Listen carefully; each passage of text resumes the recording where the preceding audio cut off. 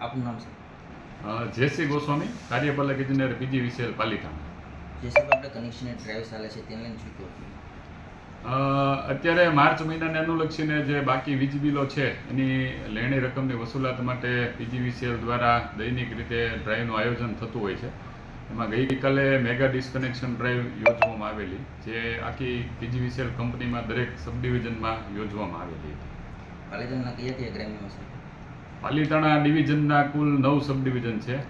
9 સબ ડિવિઝનમાં આ mega disconnection ડ્રાઈવનું આયોજન કરવામાં આવેલું અને દરેક સબ ડિવિઝનમાં 10 ટીમ લેખે કુલ 90 ટીમ કાલે પાલિતાણા ડિવિઝનમાં ડિસ્કનેક્શનમાં જોડાયેલી.